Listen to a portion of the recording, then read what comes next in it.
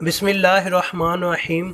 अस्सलामुअलैकुम नाजरीन, अगर आपने हमारा चैनल अभी तक सब्सक्राइब नहीं किया तो प्लीज़ हमारा चैनल सब्सक्राइब कर लीजिए ताकि आपको मज़ीद छोटी छोटी इन्फॉर्मेशन मिलती रहे।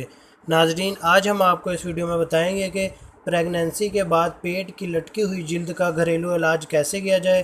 प्रेगनेंसी की वजह से ख़वातीन के पेट का लटक जाना एक नॉर्मल अमल है और पेट की इस लटकी हुई जिल्द का एकदम से दुरुस्त हो जाना भी मुमकिन नहीं, मगर इसका मतलब ये भी नहीं कि यह मुमकिन बात है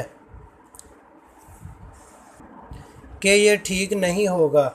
नाजरीन, बाज़ार में ऐसी बहुत सी क्रीमें मौजूद हैं जिनके मसाज से आप अपने बढ़े हुए पेट को नॉर्मल हालत में ला सकते हैं।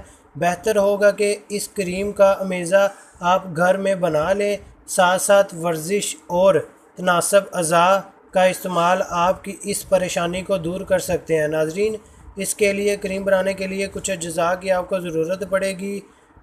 इसके लिए रूडोइड गोल 20 ग्राम, वैसलीन 20 ग्राम, सूरजमुखी का तेल हस्बे ज़रूरत जिनकी आपको ज़रूरत पड़ेगी। नाजरीन, इसके अलावा मैं आपको इस क्रीम का डिस्क्रिप्शन में भी वो स्पेलिंग दे दूँगा। इसका तरीका कुछ यूँ है। रूडोइड गोल और वैसलीन में हस्बे ज़रूरत तेल मिक्स करके रोज़ाना रात को अपने पेट पर मसाज करके ऊपर मलमल का कपड़ा लपेट दें और रात भर लगा रहने दें।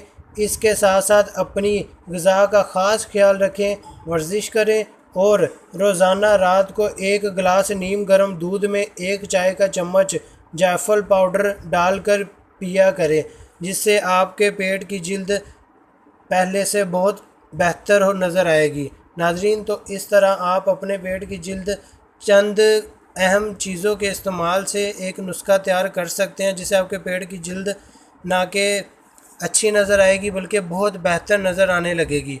जी हाँ नाजरीन, तो इस तरह ये कुछ अहम चीज़ें हैं जिससे आप अपने पेट की जिल्द बिल्कुल नॉर्मल कर सकते हैं। नाजरीन, अगर आपको हमारी वीडियो पसंद आए तो इसे लाइक, शेयर और कमेंट ज़रूर कीजिएगा। इसके अलावा हमारा चैनल सब्सक्राइब करना मत भूलिएगा। Thanks for watching. अल्लाह हाफिज़।